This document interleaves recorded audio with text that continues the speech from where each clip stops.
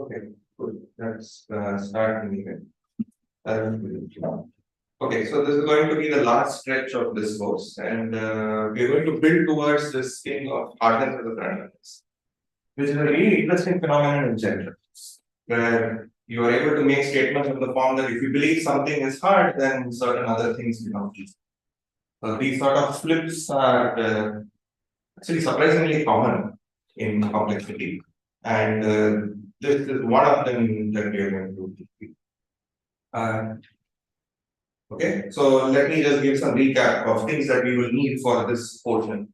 And as and when things happen, I mean, I'll give you more and more stuff to recall from the previous lectures. So we were looking at this notion of computation indistinguishability, where usually it's defined with respect to a certain class of test functions. So you have some class C of test functions, and you say that two random variables, capital X and capital Y, are computationally indistinguishable, or let's say you give it a parameter epsilon to say how much you're willing to tolerate. To basically mean that for everything for all tests in the class that I'm interested in, the expected behavior of this test on the random variable X is the same as the expected behavior on the random variable Y, up to maybe an error of like epsilon. Okay, so you want to basically say that, as far as these tests are concerned, it can't really tell apart random variables X and Y like with advantage more than epsilon. Okay. And sometimes we will sort of ignore the class C, by which what I will end up meaning is often that the class C refers to anything that is polynomial and computable. Your notion of addition. Like if I forget to mention the class C, we will just take for granted that that's what it is. Okay. And secondly, sometimes this is also used to sort of say that the random variable X is epsilon pseudorandom against C if you just instantiate Y to be a uniform distribution. You want to say, can this class distinguish the random variable X from the uniform distribution? So that's what pseudorandom means. And once you have this notion, you now have a notion of what is a pseudorandom generator against a class. And a pseudorandom generator is again given by a certain function, which function G, that sort of takes D random bits and then returns N random bits. And typically you're thinking of D as much smaller than N, hopefully. And again, you want to basically say that the output of the generator is whatever, epsilon pseudorandom. By which what I mean is if I pick up a seed at random, which is by seed I mean something in 0, 1 to 30. If that is sampled at random, and then we apply the output of the generator, that should be indistinguishable from the uniform distribution as far as the class of tests are concerned. Okay, and like we mentioned last time, is that the main goal that we are trying to get towards is to construct pseudorandom generators against polysize circuits. So that's the class of functions that we care about. In fact, you can tell yourself that I am interested in pseudorandom generators against n squared size circuits.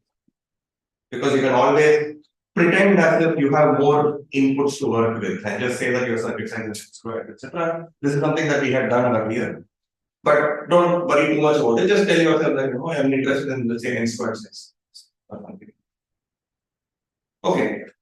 So something that we had seen a few lectures ago was that the question was, do there exist pseudorandom generators at all? Like, is it reasonable to hope for pseudorandom generators where D is like really, really small in comparison to N? And we did this counting argument, which essentially allowed us to say that as long as your class of tests is some exponential and n squared sort of class, the fact that your circuits are not particularly important. Okay, as long as the class of tests is small enough, there will always be some pseudorandom generator with seed length that looks like order log n plus log 1 over epsilon. In fact, you should be thinking of this log n as really log in the size of the class functions that you have. If you are dealing with size n squared, log in the size in basically how many tests are you trying to fool? Okay, so that's what you're trying to. If you look at what you got in the Chernoff form, that's what it eventually turns out. We basically use the fact that the number of circuits of size n squared was roughly like 2 to the n squared log n or some such thing like that. That's what we ended up using. So if you replace that with any other class that has 2 to the n squared log n or 2 to the poly n many functions, the same argument will just work. Okay, but of course the thing was this was a counting argument, and We constructed a pseudo-random generator for using randomness, which is like completely defeating the purpose. That's not what we want to do. So we would like to build explicit pseudo-random generators. Okay, and the reason we were interested in building explicit pseudo-random generators was that if you could actually build pseudo-random generators with this seed length, then in particular you can basically de-randomize any decision problem that can be solved in probabilistic polynomial. Okay, and in fact, if you don't get this seed length, but you get a little worse, then you don't show BBP is in P, but you will come up with some de-randomization problem. You will be able to say that BBP is maybe in some exponential time or whatever, depending on what your seed length is. Okay, so that's going to be the goal, and the goal is going to be to basically try and turn things around and ask ourselves, okay, this is what I want to build. What do I need in order to build it? Okay, and we'll try to make this what do I need as simple as possible. That's going to be the next few lectures. Today we will be seeing one example of if I have this, then I know how to build this. Okay, but then later on we will sort of say, okay, can I make the ask simpler and simpler? That's what is going to happen. But to begin with, I want to sort of talk about a notion. Yes. So regarding the last point here, so if you can find explicit PRGs of above kind that are efficient, then we speak. So PRGs for which class? Yeah, but I'm not saying PRGs for size and square. So it's the same class. Same class, yeah. Good. So the notion I'm going to now start defining, which we'll work with a lot, is like, okay, saying that I want the output of the generator to be close to uniform is what I'm interested in eventually. But we're going to work with the weaker notion first. No, we're going to work with a slightly weaker notion, which is this notion of what is called next-bit unpredictability. Okay? But obviously, if you define it, what I'm instead going to do is I'm going to define what next-bit predictability is. And the lot of this is what next-bit unpredictability is. Okay. So we will sort of say that no, we are given some random variable, and imagine that this is a random variable that's taking values on n-bit strings. Okay.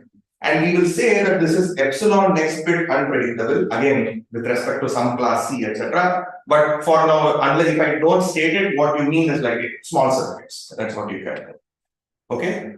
What does this mean? It means that there is some I of the indices, and there is some small circuit which happens to do the following. That is, if you draw x at random according to the random variable x, but then only give the prefix to the circuit C. That is, give the first I-1 bits to the circuit C, and ask it to try and predict what is the ith bit. Now, seeing the prefix, can you tell me what you think the ith bit is supposed to be? And if this circuit is able to do this with probability like a little above half, like half plus epsilon or something, then we will say that this circuit is able to predict the ith bit with advantage epsilon. So then I'll sort of say this, I'll use, if there exists such a circuit and there exists such an index, I will then say that this particular random variable is actually next bit predictable, or at least with epsilon next bit predictable. Okay, so so in some sense, in words, if you want to think of this is like saying that the circuit C is able to predict the ith bit given the prefix with some non-trivial advantage. Now, obviously, one of the things you can always do is the following: you see the first I-1 bits, and then you just randomly report that the answer is 0 or the answer is 1. That will get it right with probability half. One of these two will get it right with probability at least half. Okay. But what you're asking for is, can you get some non-trivial advantage over this stupid algorithm? And if you could do that, we will say that, okay, no, then there's something not random about this. And I'm going to say that this is actually next bit predictable. And the next bit unpredictability definition is if this doesn't happen. That is, it's like saying that for every index I and for every circuit C, given the prefix, the chance that you are able to figure out the ith bit is going to be at most half plus epsilon. And because I'm stating this for every circuit, it also is true for the negation. So this will tell you that the fact that it's able to get it right is somewhere between half plus epsilon and half minus epsilon. Because if it was significantly smaller than half minus epsilon, then the knot of that circuit is getting it right very much. Okay, so which is why having a one-sided inequality is fine because we are dealing with reasonable circuit classes. So this is what next bit unpredictability and next bit predictability is. So we're going to try and improve some. Just like your little some. Right, that was a weaker. What was the stronger notion you had? Oh, stronger notion is that I want it to be indistinguishable from the uniform distribution. That's what PRGs we want it to be. But this is like just saying that, okay, is there something about this that makes it look like it's not uniform? Like obviously, if it is a uniform distribution, there's no circuit that can get it right with probability, anything better than half. No, now we are saying that's in that sense we are saying it's weaker. So therefore, this theorem should not be surprising to you at all. So again, I'm sort of okay. I'm using a bunch of notation which I didn't define. But there's no point keeping this weaker than PRG in the sense that PRGs. So this would be like, okay, I cannot predict the next bit, but I can say something about the n plus 2 or some maybe something. Right? But hold that thought because okay. But I'm just saying that on the face of it seems weaker. That's all I say. Okay. Okay. So here I'm just using some notation. I will say that something is p comma epsilon pseudorandom if it is epsilon pseudorandom against whatever size p circuits. Okay. And similarly, t comma epsilon next bit unpredictable means that for size p circuits they cannot predict the next bit or something. So I'm just tagging along this t, but you mentally tell yourself that t is like n squared. Okay, we are dealing with n squared size circuits, but it's just that the statement is going to be a little more challenging. Okay, so this theorem should not be surprising to you at all. In the sense that obviously if something is pseudorandom, that speaks like a stronger requirement than just saying that it is next bit unpredictable. So of course it's pseudorandom, it should mean that it is next bit unpredictable. And we will see that the proof of this is like trivial. Okay, so in fact let's just see the proof of this. Okay. Now suppose I want to, the way I'm going to prove this theorem is by actually proving the contrapositive. So we are trying to say that if it is pseudorandom, then it is next bit unpredictable. So what we will instead show that suppose it was next bit predictable, I will prove to you that it cannot be pseudorandom. In the sense that I will give you a distinguisher that is able to tell apart this from the uniform distribution. And this distinguisher is completely silly. I mean, like, suppose it was next bit predictable. What does this mean?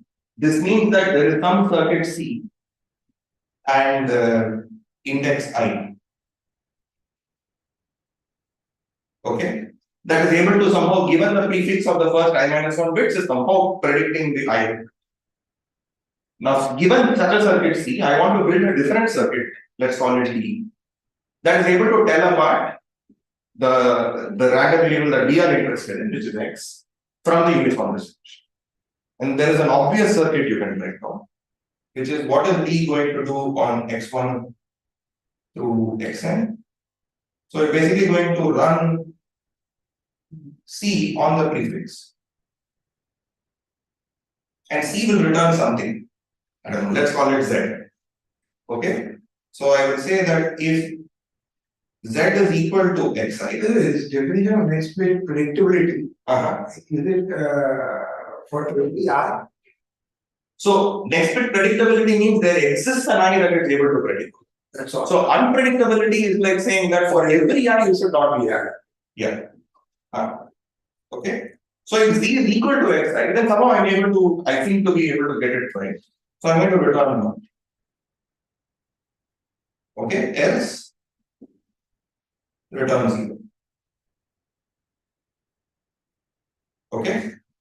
Now let's ask ourselves, what is the expectation of this circuit, this new circuit D that we have built when X is drawn according to the uniform distribution?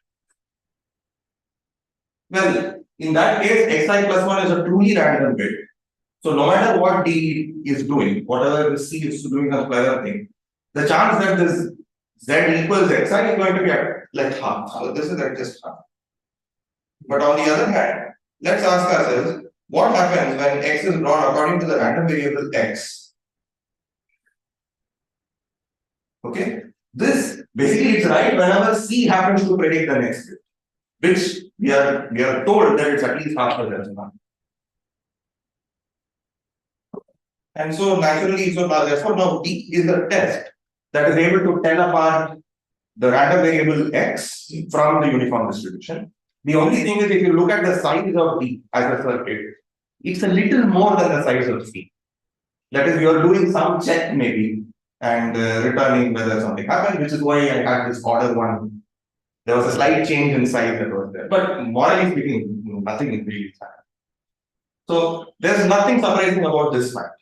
The fact that if it is pseudo-random, of course it is next-bit-unpredictable. What is surprising though is the fact that actually the converse is also true. Okay, if you are willing to slightly lose some parameters. So it says that suppose you know for a fact that your random variable was actually epsilon next bit unpredictable, then it's actually n epsilon pseudo-random. Like if you're willing to incur a factor of n, then next bit unpredictability and pseudo-randomness I mean, like union. So epsilon is some union bound for every I. Yeah, so it seems like it's coming up from the union bound there. We will see a proof of that. Okay, so this is actually these sort of statements are always nice when you have a seemingly weaker statement be equivalent to the stronger statement, because it again, like we were doing in all the previous examples, there are times when you can choose the definition that works for you.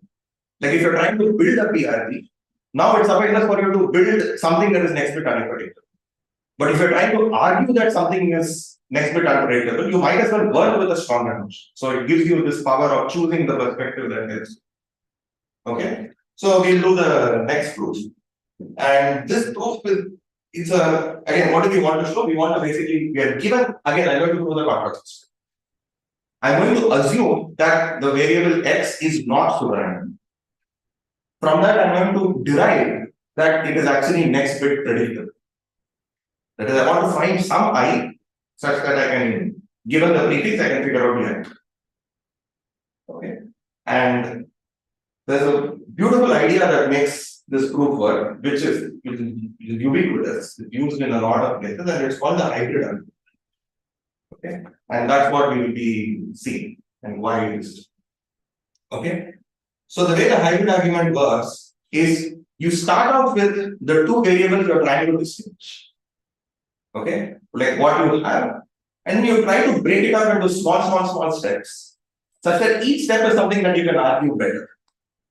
Okay, so what we are going to do is, here in the random variable x, which was drawing strings which look like x1, x2 all the way to x. This was drawn according to the distribution x. On the other hand, I have this random variable, which is a uniform distribution. Like every single bit is drawn uniformly at random. Okay. Now what I'm going to do is I'm going to move from that distribution to this distribution in a step-by-step fashion. Okay. So what I'm going to do is, like, I'll look at this next distribution, which is like the first hybrid distribution, which is what you do is you draw x completely, but then resample the last bit alone and make it yours. Okay, that's going to be the first hybrid. Then there is the whatever next. I mean, now you make 2 bits equal to uniform, and so on. And you keep doing this, and at some point, you will have only the first bit drawn according to x. Every other bit got resampled and made into uniform bits. Okay. Each of them are some distribution on strings, and we are going to argue based on them. And for convenience, what I start referring to is, maybe I should have written it differently. I will call this y0. And in general, what is this going to be? This is going to be yn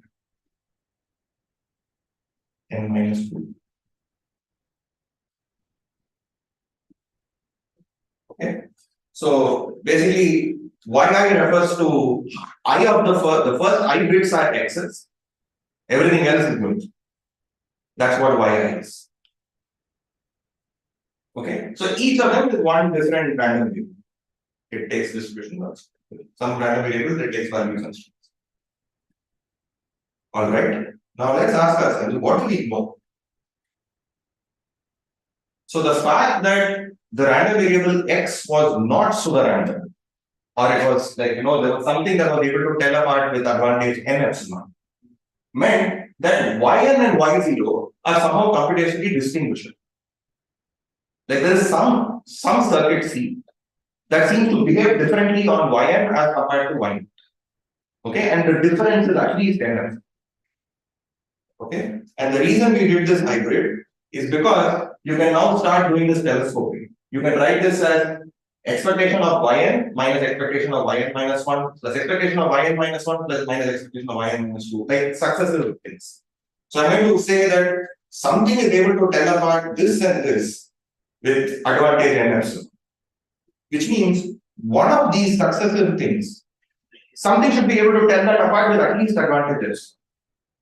Okay, so that's what we are going to be writing here, which is that therefore there must exist some I such that the same circuit C that is able to distinguish yn from y0 is able to tell apart yi from yi minus 1 for one of these things. Right? And it must be able to tell it with advantage at least an epsilon. This is where the factor of n comes. We are just using triangle inequality. That's why factor of n here. Okay. So this somehow seems to suggest that we are able to predict the ith bit somehow. Okay, given the I-1 prefix, we just need to make the argument complete the argument. Okay. So since such a circuit is able to tell the two apart, since the circuit is only going to output 0 or 1, okay, expectation is the same thing as the probability that it returns 1. Okay, and this is the probability that it returns 1 on this random variable. The above equation is saying that the absolute value of this difference is at least an epsilon. Now, if you replace C by a not C, the sign of this difference is just going to change. Okay, so I will assume without loss of generality that this circuit is one of these things where here it takes a larger probability of being 1 than here. I'm just choosing a sign that is convenient for us. So in words, let me just say the following, which is that C is less likely to return 1 if the ith bit was also sampled according to the uniform distribution. Okay, that is, if you left the ith bit as according to x, there's a certain chance with which it returns 1. But if you happen to resample the ith bit as a uniform distribution, it actually decreases the probability of it being 1 by at least an epsilon. That's what the above statement says. Okay, is this okay so far? Okay, good. Now we have access to a circuit C which seems to have this behavior. From this circuit, I need to build this whatever next bit predictor at the ith level, which is like something that takes the I-1 prefix and manages to figure out what the ith bit is. Okay. So any suggestions on what we can do for it? What would you, given the circuit C, what would you build as the circuit?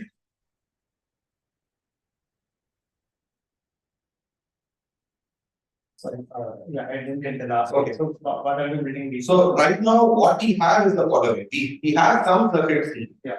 Such that if you gave it something from whatever yi, let's say it returns 1 with probability alpha. But if I gave it from the whatever, if I generate according to yi minus 1, it returns 1 with probability at most alpha minus epsilon. Okay, there is some difference that you see, right? But from that, I now want to build a circuit D whose only input is x1 through xi minus 1. That's all it does. And it's now supposed to figure out or at least make a guess on what the ith bit is. You add some random bits and Okay. see on it. Okay, so let's do the following. So that is you sample, N minus. or let's say Zi, Zn. These are all uniformly at random. Okay, or let me just call this, I don't know what to call it, Z or whatever.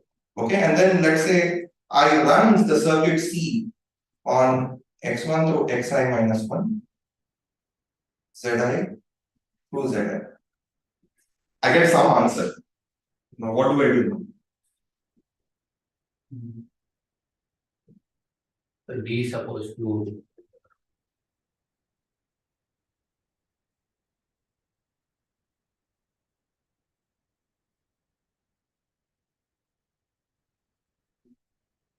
okay, so if it okay, we can just we can say that B is that word I mean, and B is the next bit. I mean, I don't know why is B the next bit? I mean, So okay, so what I and D is trying to take x1 to xi minus 1 and predict what I the predict what the ith bit is. ith bit is. But I mean, listen, B is just the output of C, right? Like I would have thought if B is 1, then I would output Z I, and if it is 0, then I would. exactly. So that's the so basically you should tell yourself that look, if Zi was actually according to the distribution X, I'm actually more likely to return 1. So when I see a 1, I should sort of push myself towards thinking that, oh, maybe my guess for Zi was correct. Okay? But if I got a 0, then it's basically telling me that no, your guess for Zi was probably not exact. So I will flip the answer. So what we are going to do is, if B equals 1, return Zi. Else, return whatever, Zi bar or not Zi. I mean, Zi bar here, I just mean this part. Okay? This is our new circuit. We somehow need to argue that this circuit is actually a next bit predictor. Okay? There are multiple ways of doing it, but this is the only way I remember. And if you ask me to do it, this is how I will do it.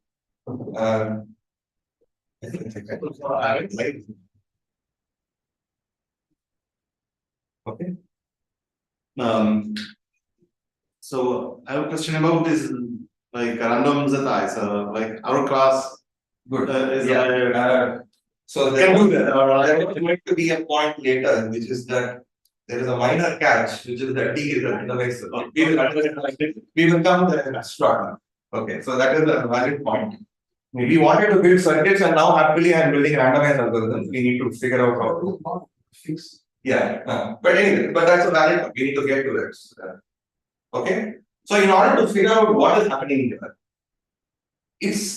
I find it convenient to sort of like look at these two properties. I mean, or these two values. Okay, let alpha denote the chance that the circuit returns 1 if the first I bits are, I mean, basically, if it returns 1 from the distribution yi. That is the alpha that we were dealing. And it turns out to be convenient to look at this other weird distribution also. That is, it is like yi, but what you did was you took the ith bit and negated it. Okay? This is not any of the distributions we care about, but it's just one of these other distributions where it's actually helpful to just work with this as well. So let's just call them alpha and alpha prime. Okay. Now, here is a question. I am actually interested in the following quantity, where x1 through xi minus 1 were according to whatever. From here onwards, it's uniform.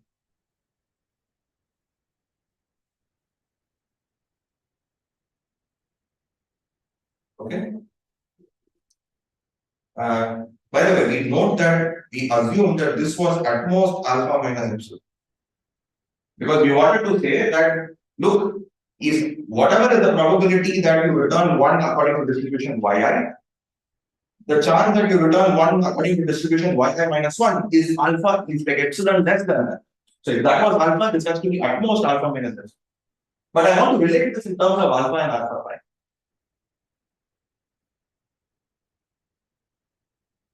Okay, I'm just going to write it. Let's see. I claim that this is at most alpha plus alpha prime times 2.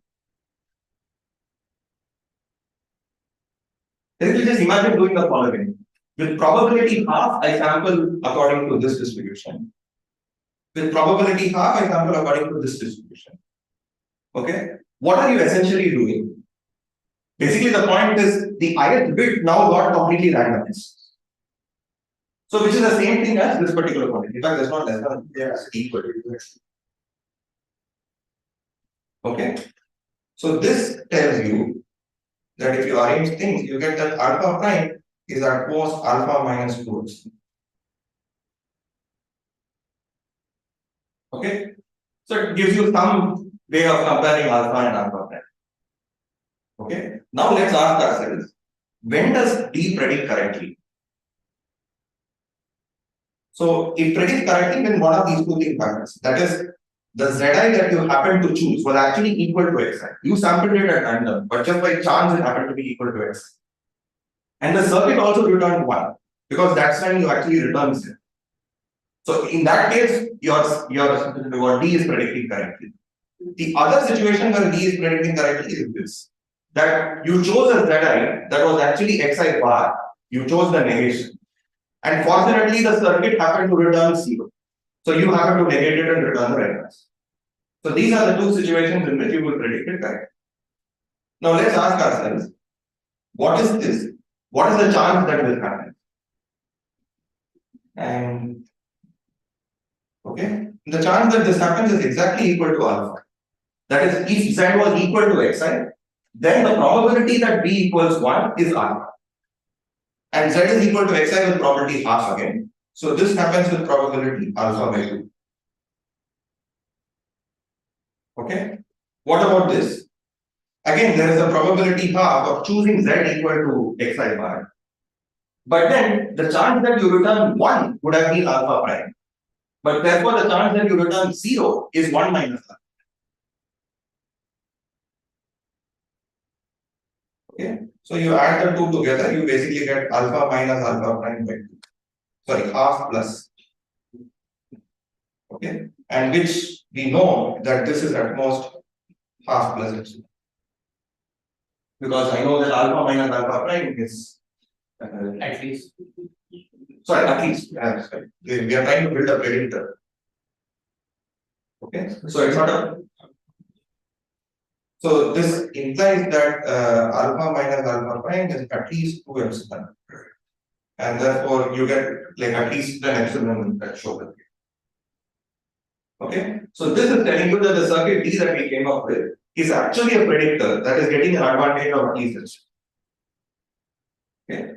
Everything is fine except for the point that Pavel raised, which is that, well, we wanted to build a circuit. We are so happily building randomized circuits which are like tossing random parts in the middle and stuff. Okay, but fortunately there is a simple fix for it, and this is also the reason why we are dealing with circuits and not algorithms, because it helps to freeze these random bits. The point is, now let's imagine the circuit D that does the following. It needed to toss some random bits, so let's provide it some random bits R. And then it makes a certain prediction based on these random choices R. Okay? What the argument above says that the expected probability of it predicting correctly is at least half plus epsilon. But then this means that there must exist some R. Just because if the expectation of something is bigger than something, then there must be some choice of R such that happens. So now let's imagine DR to be that circuit where this R is sort of hard-coded inside. So there is no random choices in it. And that will also get the advantage that the expected circuit was getting. At least as much advantage as that. So that tells us that DR is therefore now a circuit that is able to predict the ith bit based on the first and minus. Okay, and this tells us that if something was not, if it was not m epsilon pseudorandom, then it is actually epsilon next bit predictable. Once again, there is some slight change in the circuit size, but some small constant. Are there any questions so far? I mean, simple question. Was it important that we did it the counter-positive way, triangle inequality? I mean, we had an epsilon, a next-bit unpredictable thing, like you have an atmospheric thing, and then would it add up to this atmosphere? Yeah, it's the same. I mean, but to me, I find it easier to somehow argue. Get the. I mean, at some point, you will figure out on one of the things. I don't know. I mean, like, to me, it just feels easier to do it this way. Okay, so That was next bit predictability. Yes. Exercise, this sequence is very long or something. Then can there be some sample mean based predictability? Maybe. Sorry, the sequence is very long. As in, if there are a lot of exercise, Uh-huh. then can you come with some sample mean based predictability? So somehow it does feel like predicting the later bits is a lot easier than predicting the first few bits, because in the later bits there's a lot of bits that you've gotten which are supposed to be correlated. So maybe you can use that somehow. But it's sort of unclear. Okay, good. So now that we have this, we're going to start talking about, okay, now that we know next bit predictability and so on, I want to build PRGs. And I'm going to just start asking, what do we need to build PRGs? And then keep saying, okay, can I get that? Can I get that? Etc. So we're going to start off with a really toy example, which is, it's just a PRG that takes n-1 bits and stretches it to n bits. Okay, so the stretch is just one more than the seed length that you have. Okay, and what I want is a problem. I know that in one way to prove that this is a PRG is to somehow construct this G such that it is actually next bit unpredictable. Okay, so what's the stupidest thing we can do? We can sort of say, look, I have n-1 random bits. Let me just repeat those n-1 as the output. There is just one more bit I somehow need to figure. Okay. So what I'm going to do is I'm just going to take z1 to zn-1, put that as z1 to zn-1 and apply some particular function on z1 to zn-1 and then put that as my last bit. I mean, this is one candidate that is good. It's unclear what p we should choose. But let's ask ourselves, if I want this to be next bit unpredictable, what do I need from p?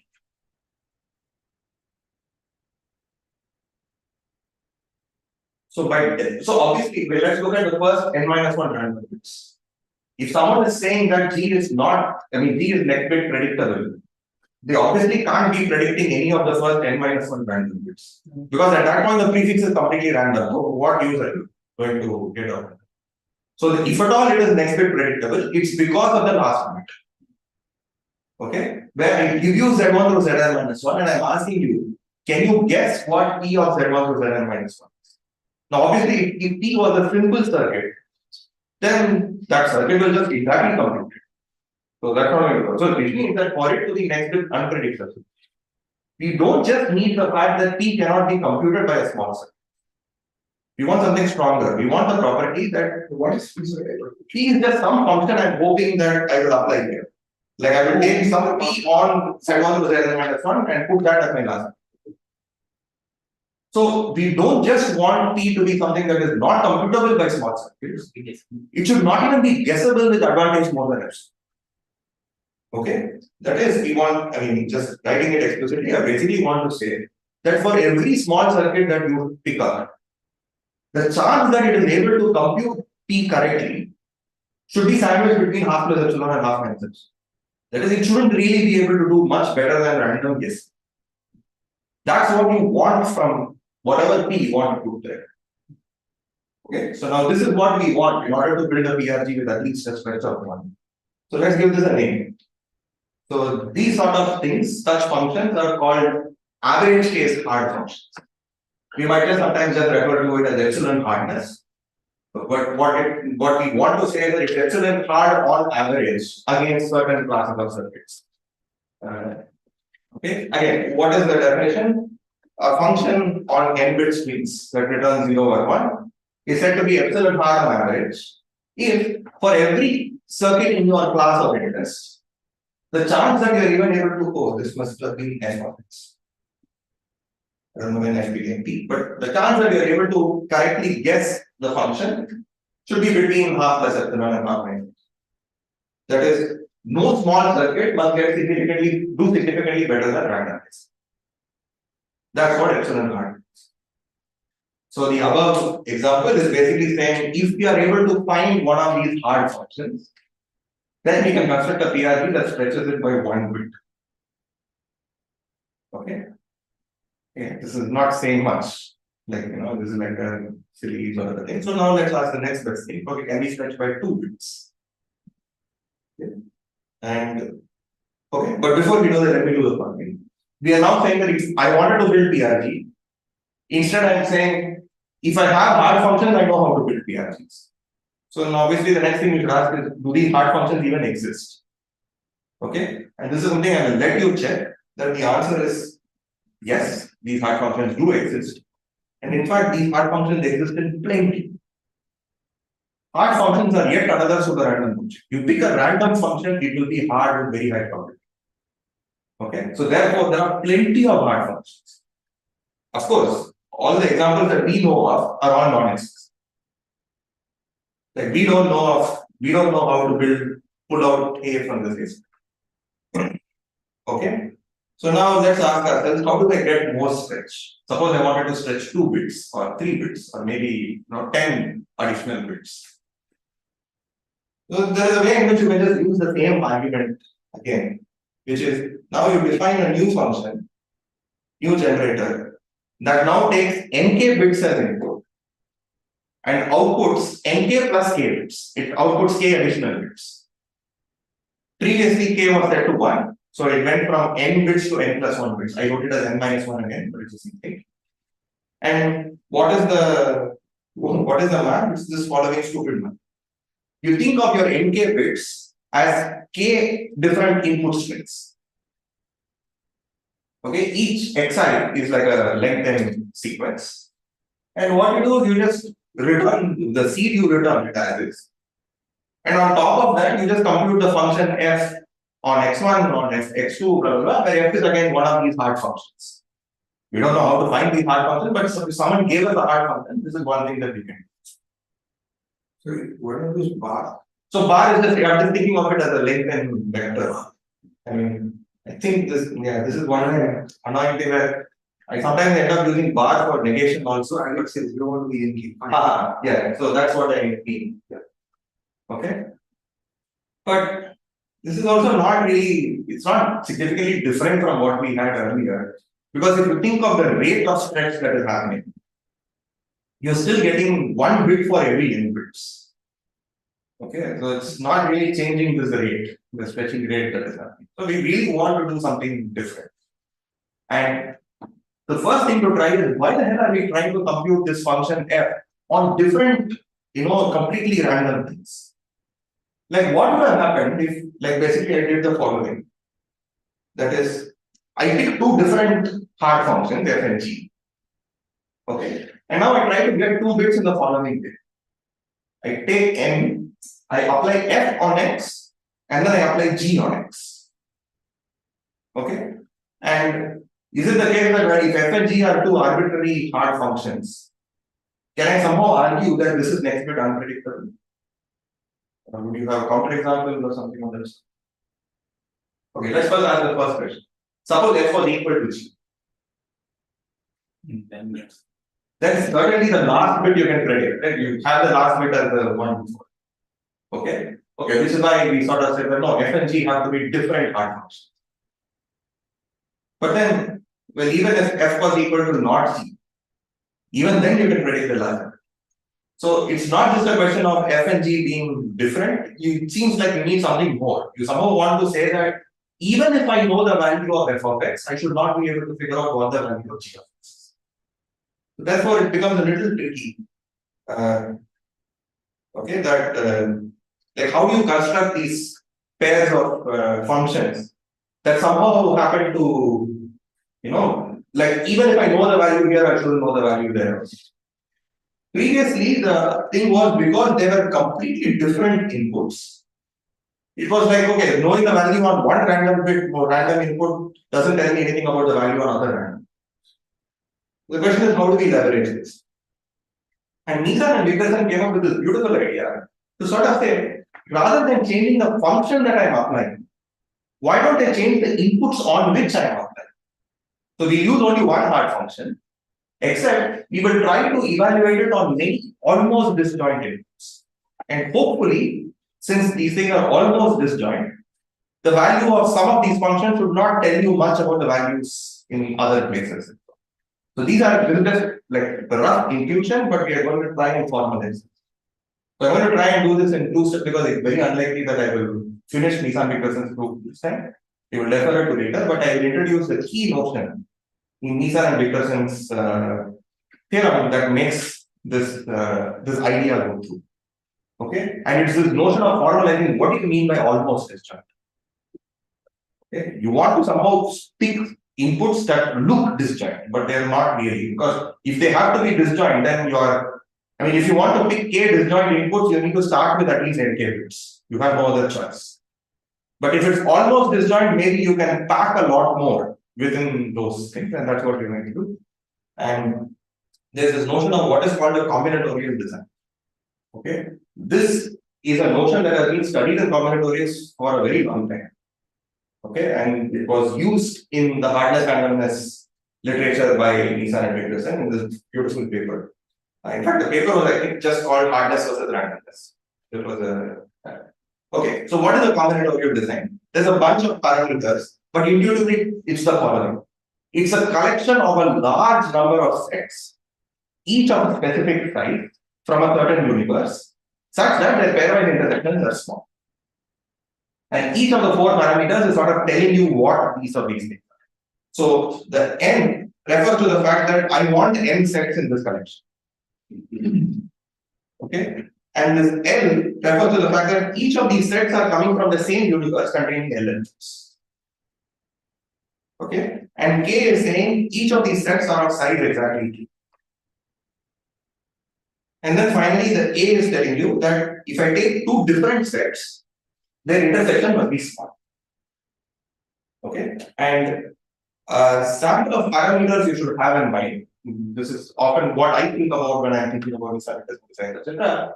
Is that you should really be thinking of L, A, and K to be of roughly the same order.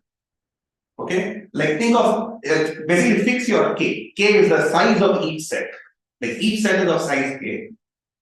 So you should be thinking of it as like all of them are coming from some universe of something like 100k elements.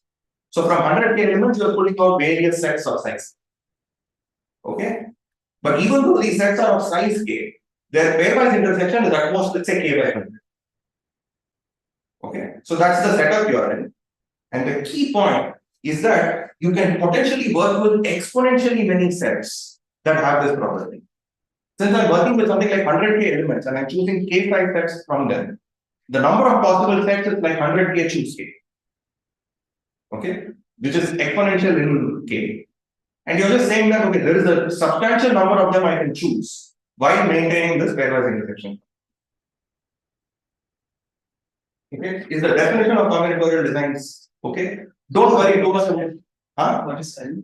L is the universe from which it comes from. Like each of the SIs are obtained by choosing k elements of an L element universe.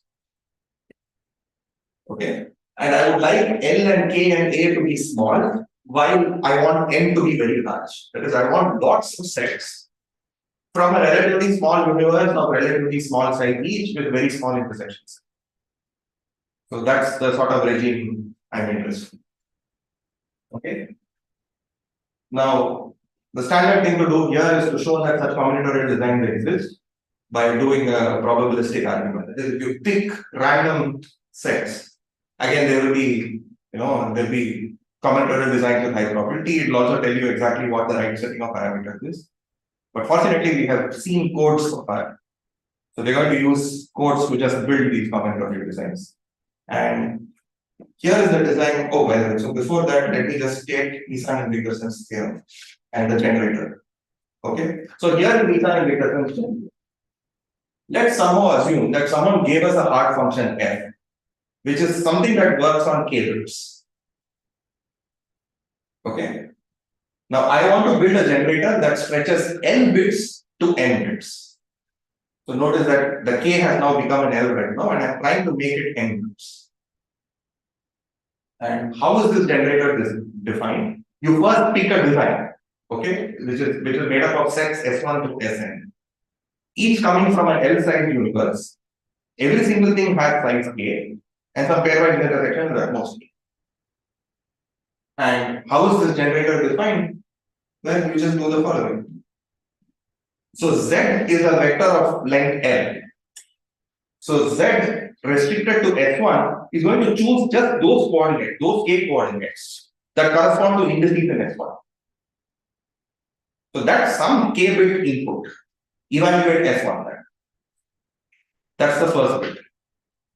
Now you do the same thing. We take Z, but look at the window corresponding to S2. Now evaluate S1 that. That's the second bit. And you just do this for all the n bits. And that's your final n bit output. Okay. So the n, l, and k parameters, we see how they show up in the definition of the Nisan-Wigderson generator, which is k is the function, the arity of the hard function that has been given to. Given a hard function, that tells me what k I should be working with. In order to build a design that has n sets with certain intersection size, maybe I am forced to work with a universe of size L also. And the smaller I can make that L, the better the stretch is. Okay. So once we choose a design based on these parameters, the following is going to hold. And let me just state the theorem of Nisan-Wigderson. That states the following.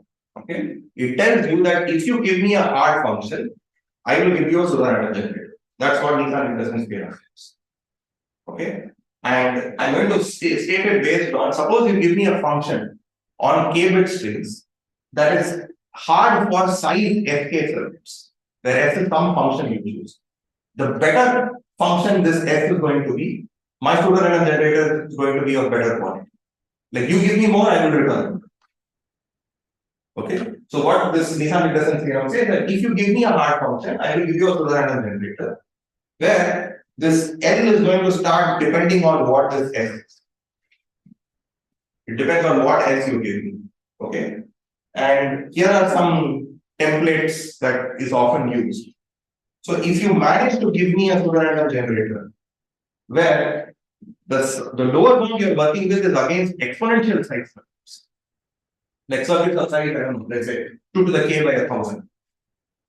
Like you are hard against those. Like even such large circuits will not be able to tell apart from random with probability more than half the epsilon. Okay.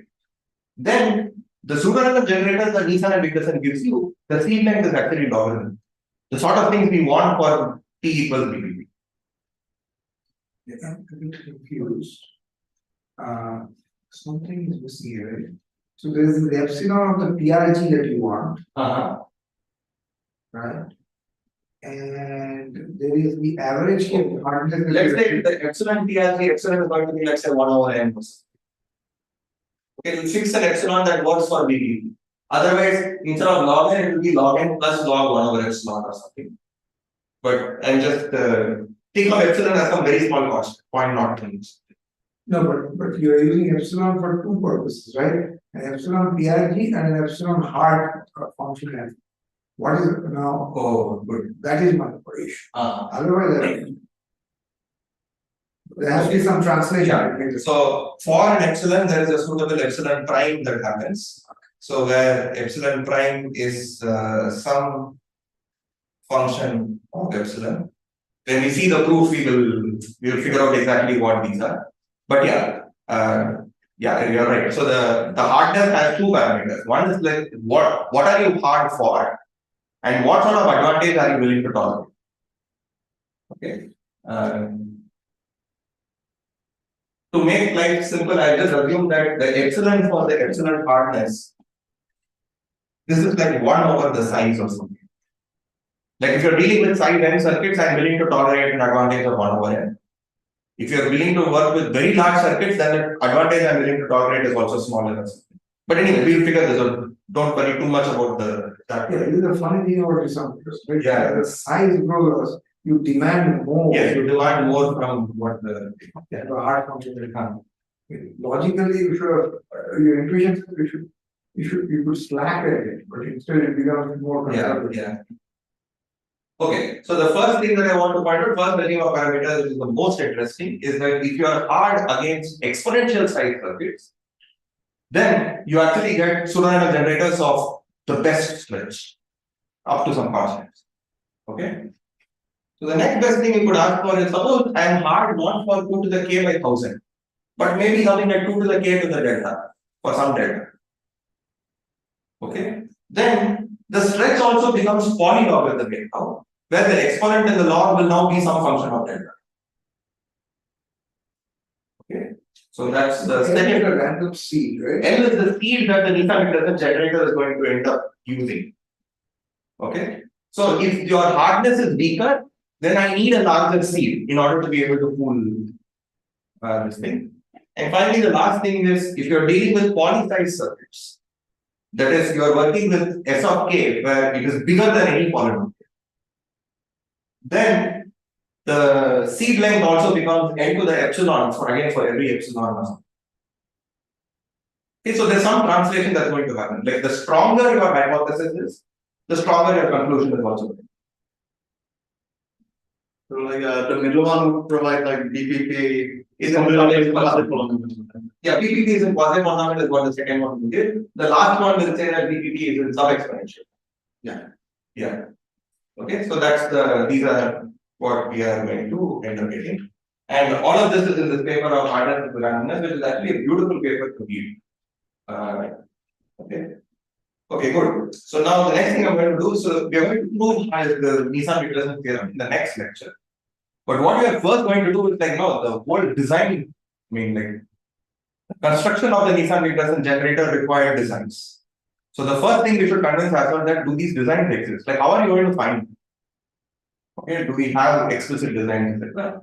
And there is this construction that I really like a lot. It's the most, in some sense, hands-on for me, which is like, as always, we start with some finite frequency and then create designs based on that. Okay, so there's a whole bunch of parameters that we need.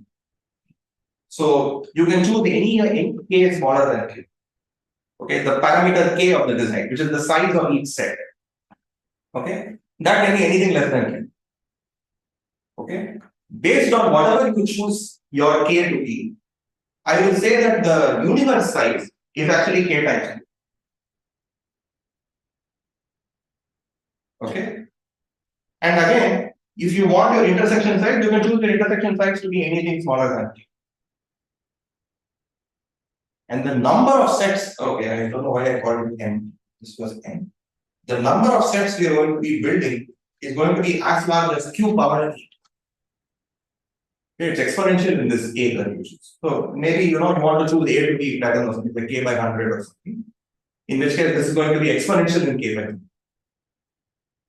Okay. The only place where it seems to be a little off is the fact that previously I was saying that I can choose L to be like a constant times larger than k. Now it seems to be like at least quadratic in k in some sense, because q is also at least as large as k. Okay, so it's a little bigger, but it's something that you can really get your hand on. It's a very concrete construction. So the task is that somebody gives me a k and then so somebody gives me a k and an n. And I need to fit the rest of the parameters. The best k I can hope for, whatever is the smallest L that works for me, etc. So k is the hard functionality that has been given to me. And n is what I am trying to fool. So the L and A is something I can choose because the L will determine what the seed length is. And A will actually determine what epsilon prime is as a function of epsilon. Like what sort of advantage you're dealing with it. Anyway, we'll figure out in the next. Okay. And so the way I'm going to build this is the following, which is I'm going to define this class P, which is a set of non-univariate polynomials of degree less than n. These are all univariate polynomials, whose coefficients come from the field. And it has degree less than n. Okay. So how many univariate polynomials are there of degree less than n?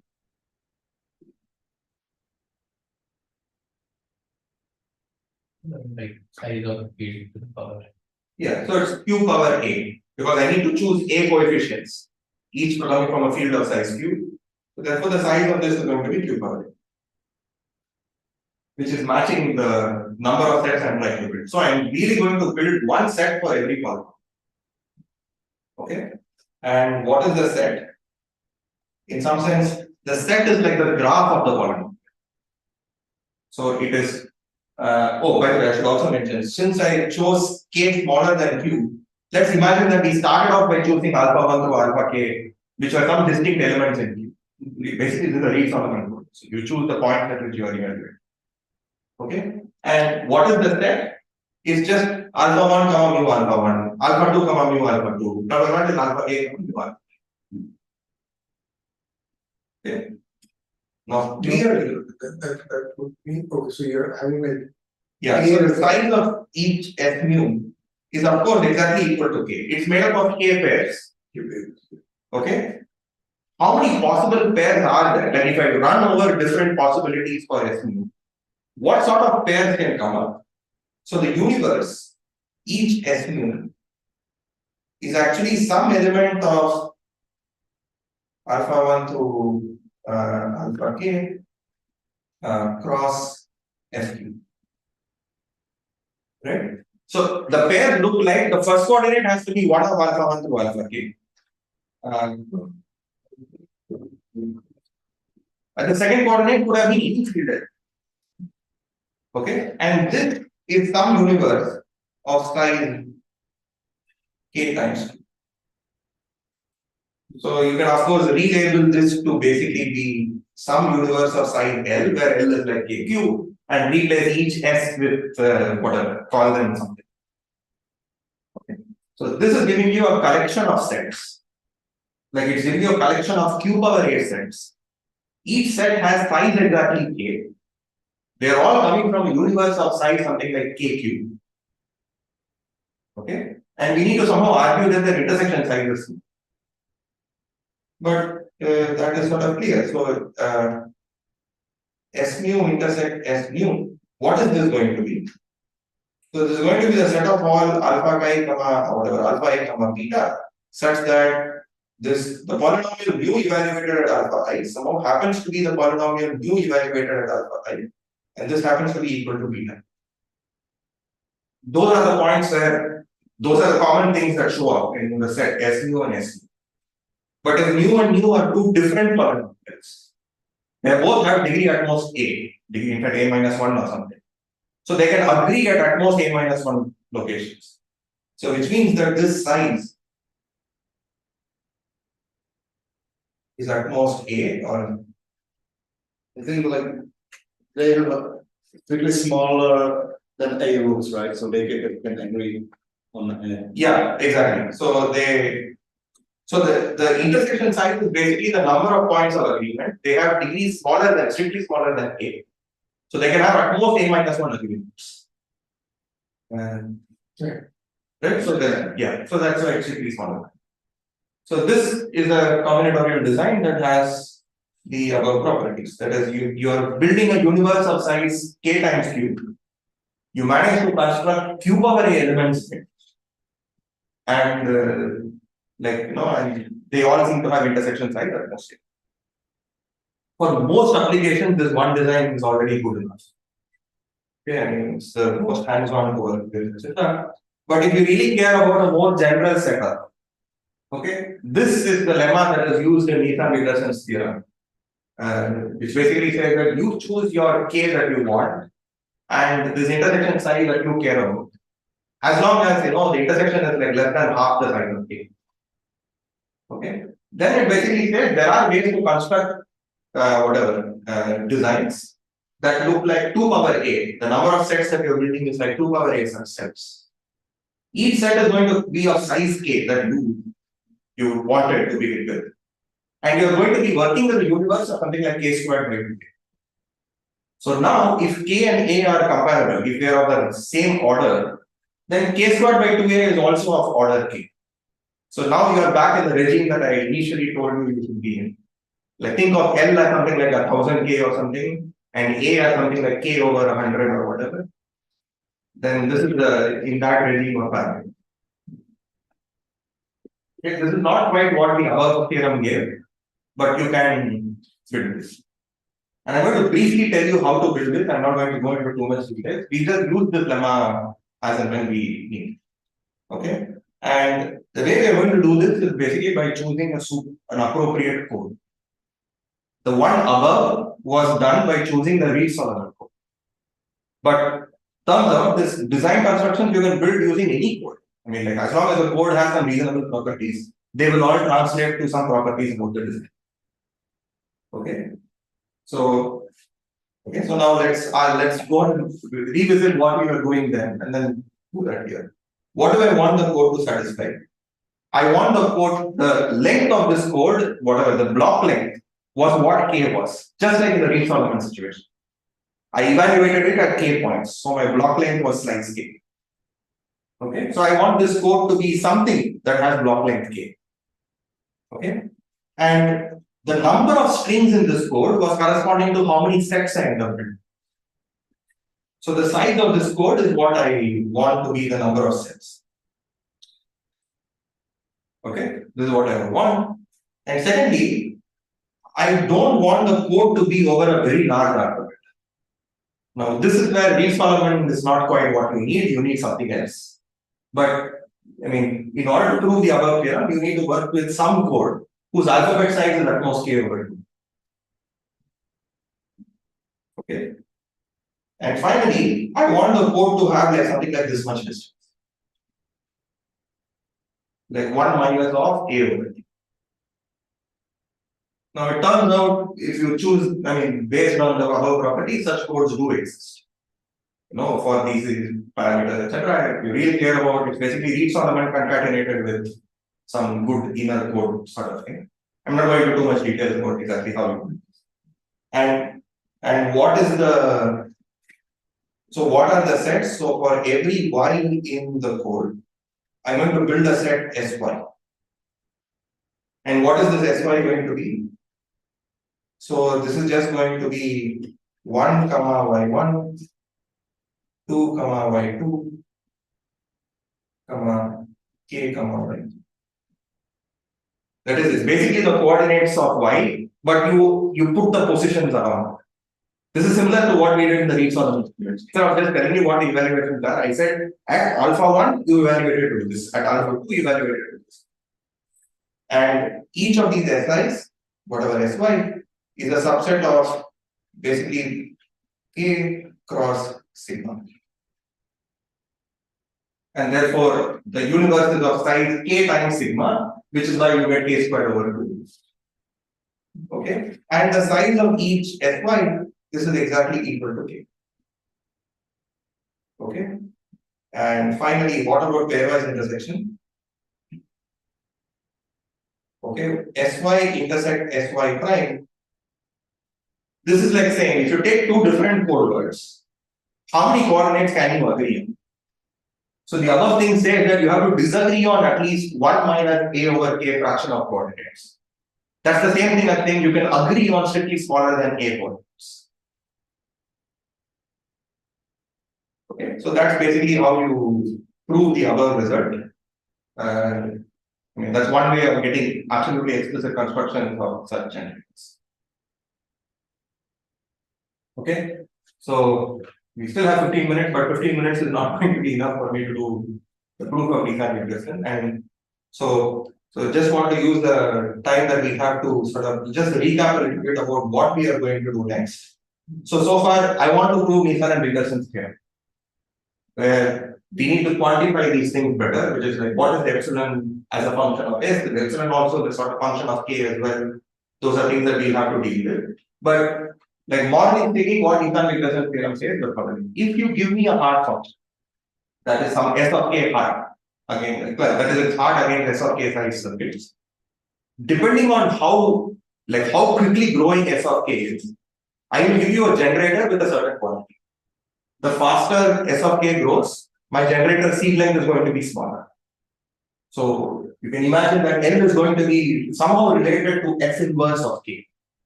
Like the inverse function that you can, but it's somehow going to be related.